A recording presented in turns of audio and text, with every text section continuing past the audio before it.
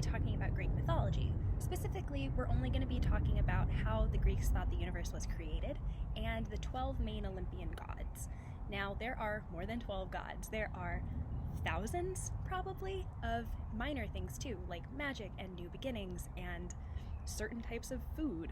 But we're not going to have time to go into those today, and there are a million stories that I'm not going to be able to touch on today, including about the gods, how they were created, about heroes, things like that. And so if you're interested in learning more about Greek mythology, I highly recommend the Percy Jackson series by Rick Riordan.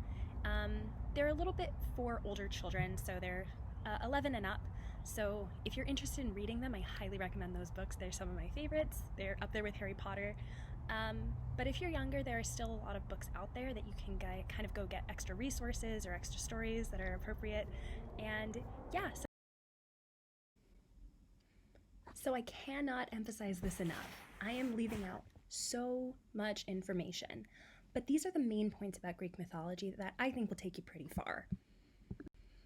So the Greek story of how the universe was created is pretty wild. The universe started out with nothing. In a lot of mythologies and religions, this is how it begins. The first god was named Chaos, and with time, a second being was created, but no one really knows how. This second being was named Gaia, or she was the earth goddess. After another bit of time, the sky was created, and the sky god was named Uranus. Uranus and Gaia fell in love and got married. Then two other beings came into the picture, but we're not going to really talk about them too much. Pontus, or the sea, and Tartarus, the pit of evil.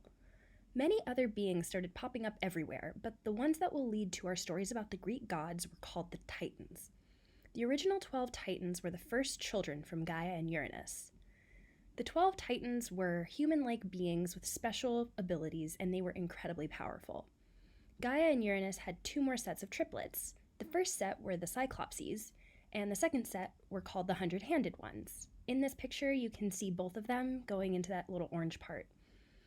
All of these children disgusted Uranus, so he chained them up and threw them into Tartarus. Warning, most of the parents in Greek mythology were really bad at being parents.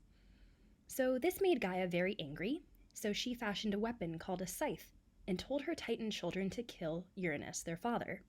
Kronos, her youngest son, stepped up to be the one to kill his dad, so he did, and Uranus cursed him to one day be killed by his own children. Kronos threw his father's chopped up bits into the sea and became Lord of the Universe. So the Titans are in charge now, and they all married each other and had Titan babies. Don't think about it too much. I know they're all brothers and sisters, but I don't think their relationships are really like human relationships. So Kronos married his sister Rhea, the Titan of motherhood. Eventually they started having children, but that prophecy from Uranus scared Kronos. His children were very powerful. In fact, they were gods. So one by one he swallowed his children whole. First he swallowed Hestia, then Demeter, then Hera, then Hades, then Poseidon. They couldn't die because they were gods, so they were all just stuck there, waiting to escape. The last child was named Zeus, and I'm sure you can all imagine how desperate Rhea was to get the other children out of Kronos' stomach. So when Kronos went to swallow baby Zeus, Rhea instead gave him a rock and hid Zeus away in a cave for his childhood. So Zeus grew up in the mountains, and when he was strong enough, Rhea sent him to Mount Orthrus, where Kronos lived, to work as a cupbearer for the palace. Zeus shape-shifted to appear more like a Titan than a god. Once Kronos trusted him as a cupbearer, Zeus gave him a special drink that had magic herbs in it to make the drinker feel awful, tired, and make them vomit. So Kronos vomited up his 5 god children, who were Hestia, Demeter, Hera, Hades, and Poseidon, and then they all escaped with Zeus. So the god children of Kronos went to Tartarus and freed the Cyclopses and the Hundred-Handed Ones that we talked about earlier. They each had a special weapon built for the battle. Many of the Titans sided with the gods or did not take sides. After about 10 years, the gods overpowered the Titans and won. The Titans who had fought each other were given a punishment. The most famous one was for Atlas, the Titan of endurance and astronomy, who was given the punishment of holding up the sky, which you can see in that top picture. So now the gods are in charge, and they ruled from Mount Olympus. And we're going to go through the big traits of each of the 12 major Olympians now.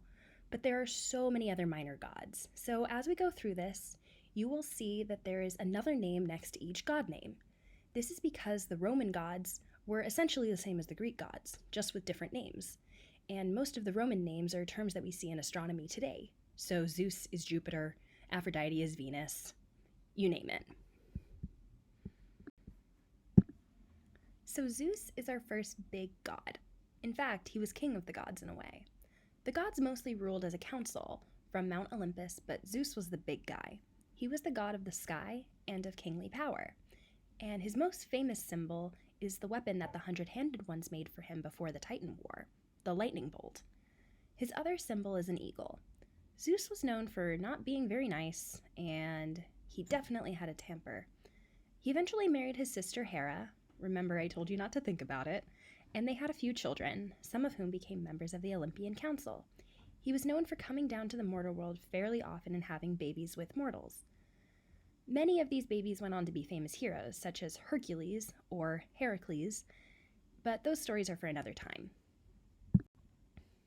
Okay, Poseidon, god of the sea, earthquakes, storms, and horses.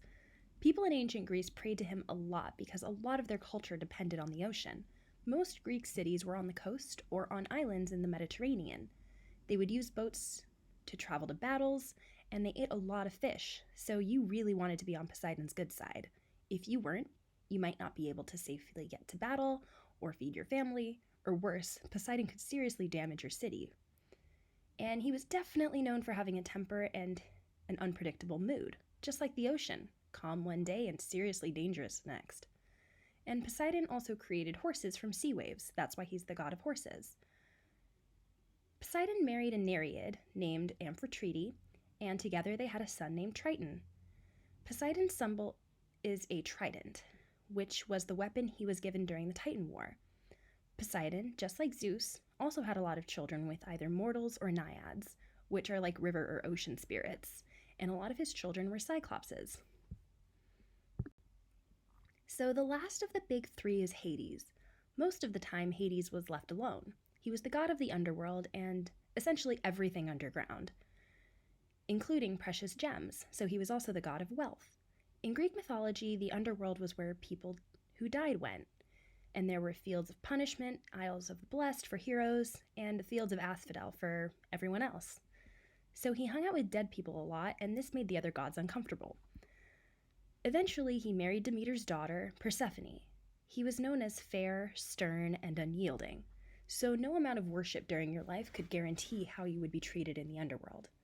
His weapon from the Titan War was the Helm of Darkness, which was a helmet that made him invisible.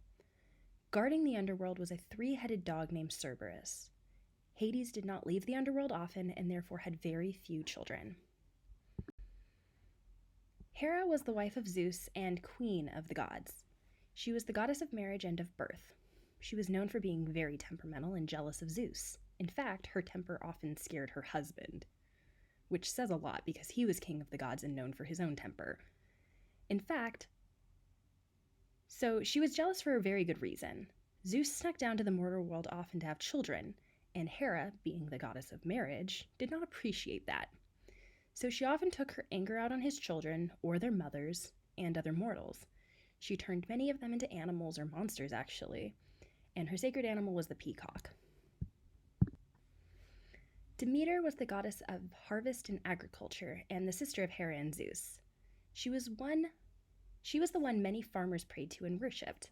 She taught men how to harvest and farm. She had one daughter named Persephone, who is the wife of Hades, and she never married. She wore a crown of corn leaves, and her sacred animals were the pig and the snake. She's not known for being as temperamental as her siblings, but she could starve a village if it disrespected her, and she did do that on a few occasions. Okay, Athena is one of my favorites. Athena was the goddess of many things, but her main two were wisdom and war. So she was the goddess you wanted on your side if you wanted to win a battle. She was the most intelligent Olympian and knew how to win. She was also the goddess of civilization, law, justice, math, and crafts, like weaving. The Greek city Athens is named after her, and that's a story for another time. Her major place of worship was the Parthenon in Athens.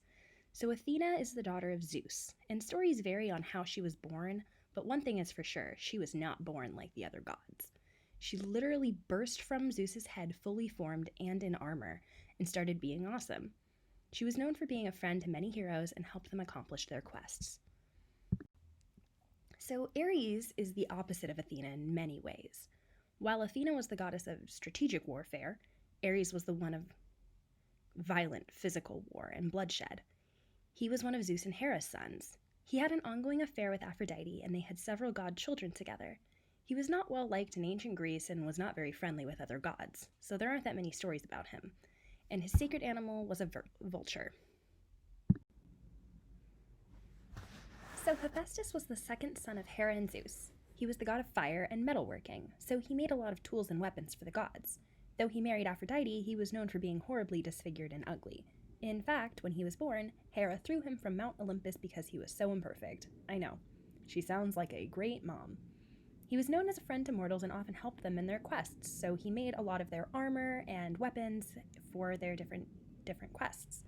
He was kind and valued peace. And a very fun fact is that I named my cars after Greek mythology characters, and my current car is named Hephaestus, but I call him Hefe for short. I named him Hephaestus because he's bright red, and that seems to go with the god of fire pretty well. So Aphrodite was the goddess of beauty, love, and eternal youth. Her origin story is a bit murky, and there are many versions of it, but my favorite one is that she sprung from the ocean fully formed, and when she walked ashore, the ground suddenly burst with flowers wherever she went. Remember at the beginning of this video, I said that Kronos chopped up Uranus into little pieces and threw him in the sea? Well, it's said that Aphrodite formed from these chopped up bits, and because she was so beautiful, Zeus feared that the gods would fight over her, so he arranged her marriage to Hephaestus, who wasn't seen as a threat. So she messed in mortal affairs quite often, making people fall in love all over the place, and she had an ongoing affair with Ares. So Apollo is another son of Zeus, but his mother was a titan named Leto. He was the twin brother of Artemis, who we will talk about next. He was the god of many things, including the sun, music, healing or medicine, young men, poetry, archery, prophecy, and plagues. One of the most famous images of Apollo is of him in his golden chariot dragging the sun across the sky every day. But this is actually only one version of who does this. Some stories say that it's still the titan Helios, but we aren't really sure. He never married and had many mortal and god children, one of whom was the god of medicine named Asclepius. Asclepius was originally a mortal son, but in his lifetime he was so skilled at healing and practicing medicine that he was even able to bring the dead back to life. And after Asclepius' death, he was brought back and made a god by Apollo. The symbol of Asclepius is very famous. It's that symbol of a snake coiled around a rod that you see in hospitals. Apollo's older twin sister was Artemis, and I love her. She was the goddess of the hunt, forests, the moon, and archery. She had sacred animals and demanded that animals be respected, and when her wishes were disobeyed, mortals would often die. She never married and never had children. She spent most of her life in the woods with her group of huntresses, and her sacred animal is a bear, and she would often have a stag or a hunting dog with her on hunts. I love her very much. So Hermes was the god of roads, boundaries, and transitions, and a messenger of the gods. He was heavily involved with all the gossip. As the god of the roads, he was the patron of everyone who used the roads, traders, robbers, travelers, poets, you name it. He would also help souls get to the underworld. He was another son of Zeus, and his mother was a daughter of Atlas named Maia. He was also famous for causing tons of trouble, known as quite the trickster god. He liked to mess with people, and he was incredibly clever.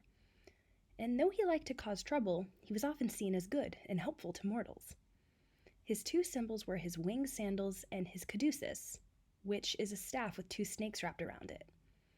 People often confuse his caduceus with the rod of Asclepius, but just remember, Asclepius only has one snake. Okay, so our last god is Dionysus. Dionysus was late to the party and seen as the youngest god. Now, the Greeks had a thing with the number 12. There could only be 12 Olympians, and when Dionysus showed up, there were already 12. Luckily, Hestia, remember her? She was the eldest child of Cronus and Rhea, and sister of Hades, Hera, and all those guys. Well, Hestia gave up her throne for him. She was content to be the goddess of the hearth and family without a throne, and just wanted Olympus to have peace. Dionysus was the god of everything related to wine and parties. He was also the god of madness and theater. Wine was a huge part of ancient Greek culture. Quick history lesson. Many societies that existed a long time ago mainly drank ale, beer, wine, or other fermented beverages. This was because they really couldn't drink water safely. Before we were able to purify water for drinking, water was filled with worms and bacteria, so that made people really sick. So they drank wine or beer. So Dionysus' origin story is actually really unclear, but we do know that he is a son of Zeus. Dionysus was mostly very kind to mortals and helped teach them how to make wine and grow good grapes. So I hope you enjoyed this video. I had a lot of fun making it because Greek mythology is probably one of my favorite topics of all time to talk about. I could talk about it for days. And I think that why I'm so interested in it is A, the stories are just really fun to listen to, but also because I think a lot of the symbols and a lot of the origin stories kind of still apply today, or you can learn a lot from it. For example, the woman who was turned into a spider was named Arachne, and that's where the term arachnid comes from. So there's a lot of common threads that you can kind of learn from throughout history, and just the mythology is used as the basis for a lot of different stories that we still tell today. And so I think that that's really interesting, and I think that what got me really interested in Greek mythology were the Percy Jackson books, like I said, but before that, I used to watch a show called Book of Virtues. It's off the air now, but it was on PBS when I was a kid, and they had a lot of different stories from different mythologies or folklores, famous stories too, like Peter and the Wolf, that told different lessons. And so if you're able to find those on YouTube and learn a little bit more about the Labyrinth or Medusa or something like that, I highly recommend it. It's very age appropriate for children 5 to 11 probably. So yeah, I hope you like this video, and please let us know what you think. So email us with the form that's at the bottom, and I hope you guys have a really fun day. Bye!